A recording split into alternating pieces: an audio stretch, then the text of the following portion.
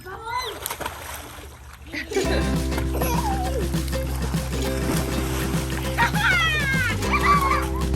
hello guys. So we are out here in the backyard. We've got people driving down the road, loud motorcycles and stuff. But I wanted to show you guys, we have planted some peppers and some different vegetables like in March and April of this year. And I'm going to show you our peppers that, you know, this is one of those trial and error things. I've never grown anything in my life. And so only like one row took. I used heat treated pallets that were free from my husband's job. They just get rid of them.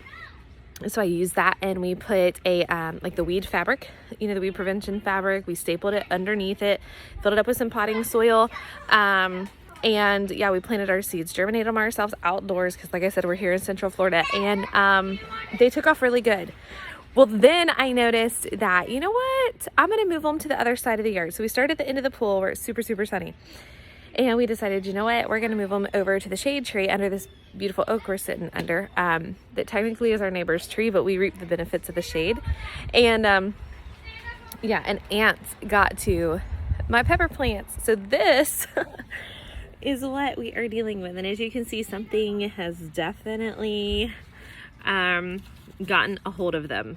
So I am no farmer by any means, but these little guys, I mean, you can even see the little ants are still on there. So what I started doing yesterday, I started this. It was one of the recommendations from another homeschool mom friend that gardens, is I got some neem oil, and it is supposed to help prevent like some mold, like the white mold and stuff that comes on it. It's kind of like an insecticide, the rust spots, the powdery mildew, whitefly, stuff like that. It repels it. And so I am on my 14-day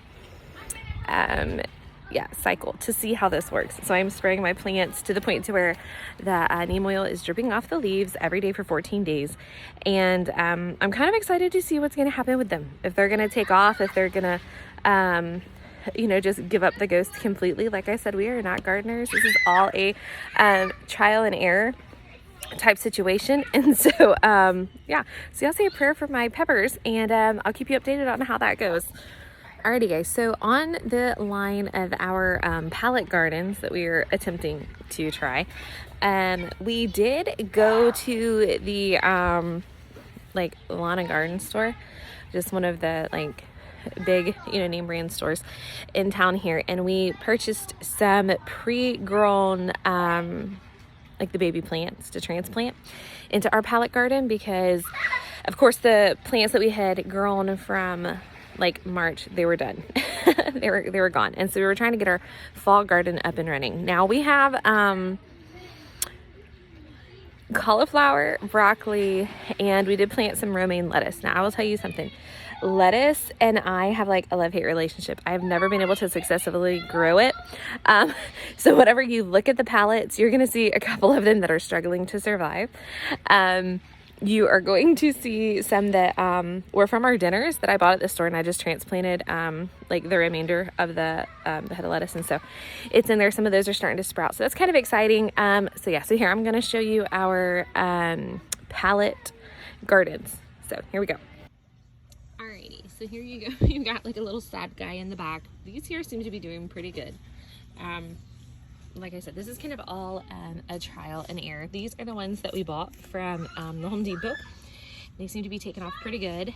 And then the kids are swimming. So these here are the ones that we have used for dinner that I planted. But if you notice, they're starting to regrow. So I may just stick with like the free version and just plant our leftovers and see what happens. So yep, like I said, this is the pallets, heat treated pallets, and then we wrapped them in the little weed fabric, filled it up with potting soil, and then these guys have been watered like a couple times a day for the first like couple weeks, and then we're gonna see if we can start slowing down without causing any damage. But I do think that some of these leaves are getting ready to where I can actually harvest them and we can make a salad from our garden officially. So exciting. Alrighty, you guys, so this is the cauliflower. I have never in my life grown cauliflower, so if you guys have tips and tricks, let me know in the comments. But I've been trying to pick off all like the dead leaves as they get kind of dry. These guys seem to be doing fairly well. And like I said, these are all the ones we got from the Home Depot. So these are our babies. These have been in the ground for, I'm thinking this is like 3 weeks. So it does say that they are normally, you know, ready to harvest in, you know, a few months time. So I'm praying that these guys form heads and we actually have cauliflowers to harvest. So we will see how to do this.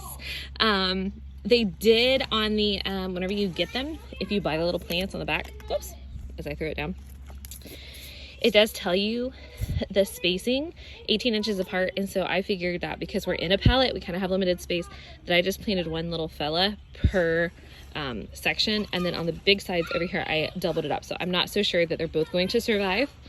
But if they do, I can always transplant them into the raised beds once we get that endeavor taken care of. Okay, and last over here in our little pallet garden, this is kind of like my flower bed. So we moved the pallets over here, the ones down there at the very end in that corner that look kind of pathetic. That is my pepper plants that we're trying the neem spray to see if it helps. And then I've got my citronella plant and my little bitty cranberry hibiscus, which we do whenever it sprouts a little more. We're going to use that and pull the leaves from it, and it can be mixed into like a spring mix salad. It tastes really good. It has like the bitter flavor of a cranberry but the texture of lettuce, so that is super cool.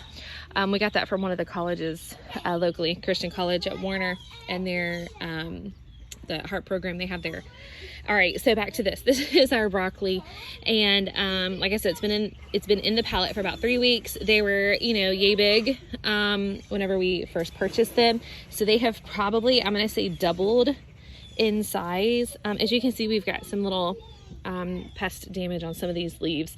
I may end up having to tear these off. I researched it, and they said it's more of a cosmetic issue, and so like if I pull off the leaves that have the little like worm tubing looking, it'll save the rest of the plant. It's just going to make it look a little scarce, so it should not hurt the plant. So these are going to be coming off later today, but these are our broccoli plants, and yeah, so we're hoping, like I said, on the back of these, it kind of gave me an idea of 18 inches apart. So this is the same as the cauliflower, and I did one little fella like per section. And then, you know, we're watering, I think these guys are getting watered like once a day. The lettuce requires a little bit more work. I am new to this, so if y'all have tips, shoot them at me, because heaven knows we need all the help we can get. Pussy me. And my legs are pussy me.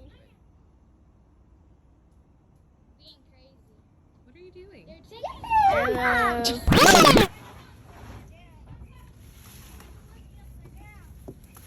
What are you doing, babe? Hurt myself. Just trying to get some of that out of the way, because it'll disintegrate back there and go away. But don't we want it to disintegrate in the compost pile to make soil? I thought that was our compost. Well, we can put it back on top if you want. Yeah, just put it back there. You gonna put all that on top of that, or you gonna put that on top so it'll disintegrate down into it? We're not dumping that on top yet.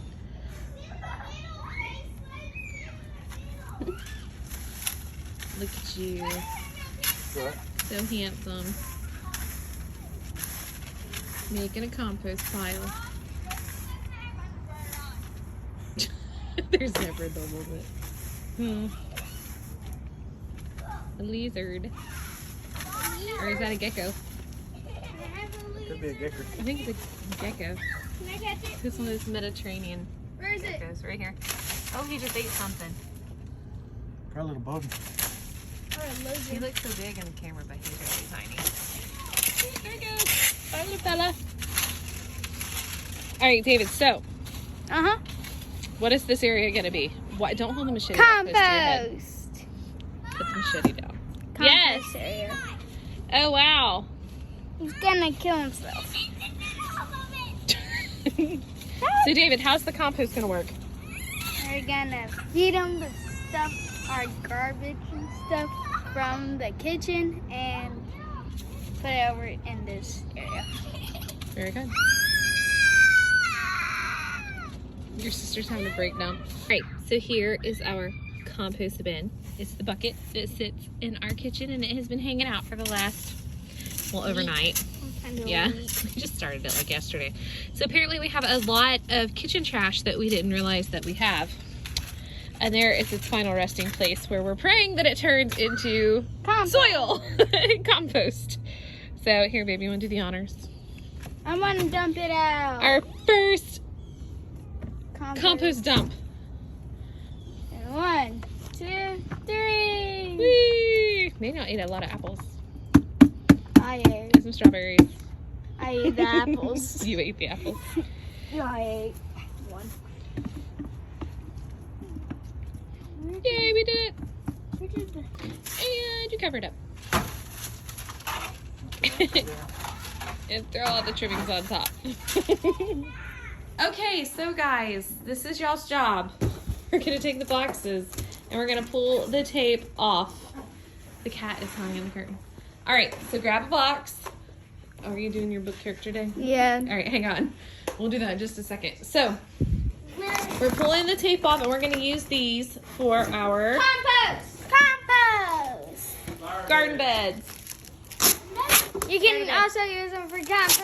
You can, but we're using them to line the bottom of our raised beds. We've got 2 more to put together. I know it's a squirrel, but that sky looks wicked back there. The sky looks wicked. Hi. Yeah. Here, take Hi, the name's Bear. Bear Grylls. All right, Bear Grylls, I need you to use your muscles and rip this tape off so we can recycle our boxes. The box off. This is our version of making recyclable things. Put the kids to work. Use your muscles, Gracelyn. We were showing each other our costumes for our book character day until we got. Oh, avalanche. Maybe it would work better if you took the snake off. That's what's gonna happen if you live right by the cliff. All right, so for those of you who don't know what's going on, Gracelyn, they were playing book characters, and Gracelyn is Miss We were Frizzle. showing each other our book characters. Eli is Bear Grylls, the survival guy, I'm a sniper. and he's a sniper from what, World War II? Pearl Harbor. Oh, from the Pearl Harbor book, yeah. So Where is it? right here. So this is what David is. He's from Pearl Harbor with his gun. Let's see. So this is homeschooling, homesteading, and exercise all at one time. It was Ramparts. She just went. And hubby is getting ready to work on what? Garden beds. Other garden bed. And what is Glory doing? Stretched out like a fat rat. What are you doing? Are you gonna help? I am Never. helping. I'm supervising. She's like, good job, kids. Keep up the good work. Hey, kitty, kitty. She's supervising us. Glory. She's like, oh, I thought the dogs were coming to get me. No, she was gonna take. She was Hey, Faith. What are you doing? Are you ready to come help? We're ripping tape off boxes. You were supposed to be Queen of Hearts. I'm sorry. She changed out of her costume already. All right, so everybody's getting to work. It's raining outside, which is perfect because we can use that to wet our cardboard. It'll help it break down and it'll form a barrier that is free between the weeds and where we're gonna be putting our topsoil and our manure. So this is tonight's project. Fun, fun, fun.